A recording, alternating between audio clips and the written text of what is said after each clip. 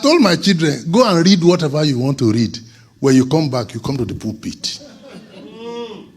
Go and study whatever you have to study. When you come back, you come to the pulpit.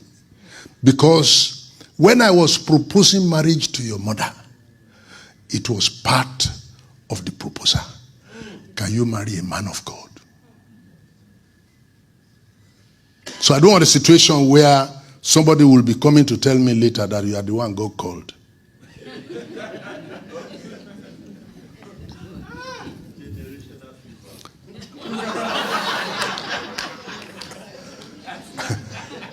I need to get it right from the beginning. I don't want to hear a situation where you are the one God called, because I told you from the beginning.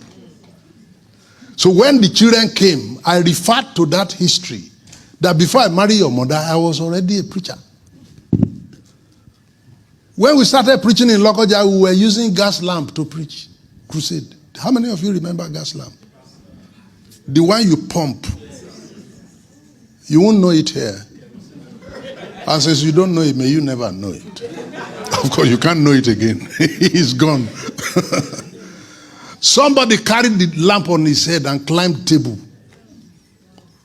Because of the person that is going to read the Bible, he will stand near the person.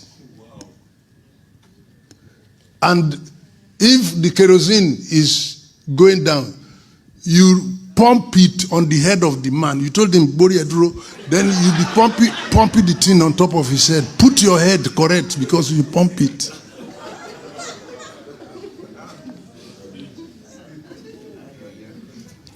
And one day, the kerosene was reducing and the light of the lamp was going down.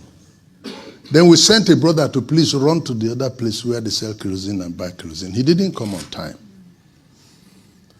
He got there, they said the woman went out, but he didn't go far, so the brother stayed for the woman to arrive and bring kerosene. Meanwhile, the light was going down. And the brother just looked around in the days of Omolehin and saw a bottle of water and thought it was kerosene. So he poured it, quickly cocked it and pumped it, and the light with water.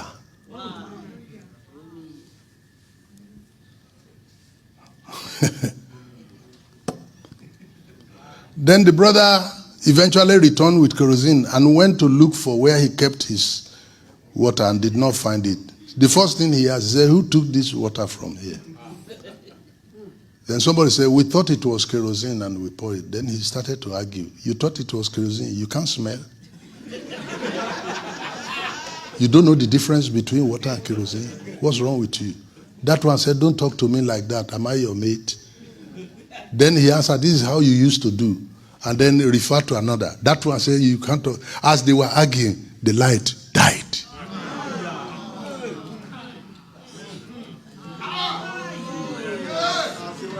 Are you able to get a message? As they argued, the light died. In our presence. And when they put water in it, the light was shining. We have seen things that we put water in a place where kerosene was and the light was shining. But when they were arguing, the church. You look at us today.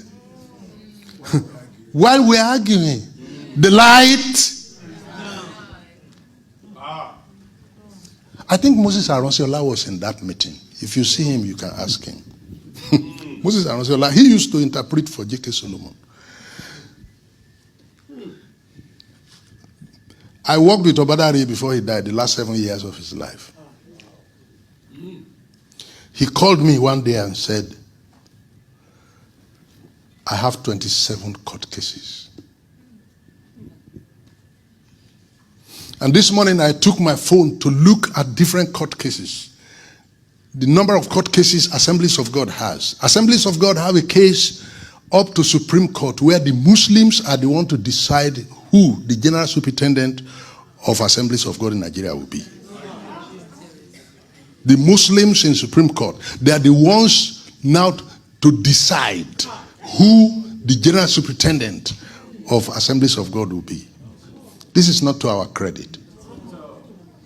Men and brethren, you go, I was the convention speaker in the African Church in Abeokuta, and the prelate has a court case against the council. He had served his tenure and they wanted him out. He said no, that they need to adjust the constitution to enable him continue. And it became a court case. And while they are arguing and pointing fingers at themselves, the church is dying. I am telling you that while we are arguing, the light is what? Is dying. Recently, I passed through Nineveh. And you will not believe that it's the same Nineveh that everybody became a Christian, became godly, and repented when Jonah came to town. Right now, right at the airport, you'll be hearing the blaring sound of people calling for Islamic prayer. You go to Nineveh today, there's no church. While we are arguing, the light went out.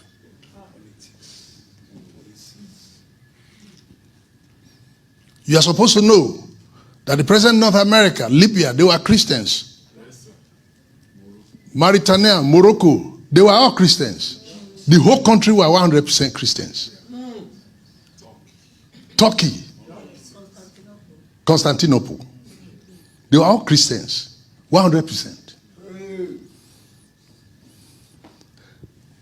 But when we came to a point when we were arguing about Holy Communion, we are arguing about baptism, we are arguing about the sacraments, the light. Meanwhile, the darkness we met on ground is still there. And they are multiplying their own intensity. But our own light, even if it were a candlelight, if only we were able to even sustain that, light is light. But even our light, so small, is going out. And what we have now is relics of Christianity and the history of its practice. Relics. And that's what we are announcing and priding ourselves in. Recently, a former vice chancellor had been awarded the license to start Ifa University in Nigeria. Abi? Some of you know it. Yeah. Bola Abimbola. One day Abimbola. He was the former vice chancellor of Ife. He took his professorial dissertation on Ifa. So Ongoman Difa as a professor of Ifa, and has approached the Nigerian Universities Commission, and they have given him license to start Ifa University in the same Southwest where we pride ourselves. Very soon he will start the university in Southwest. Yoruba children will be his first graduates. And what you are going to see is the setting up of Ifa temples all around. So as people go to church on Sunday, that's how they will also be going to the Ifa temples to worship. This is where we're heading. As we argued, the light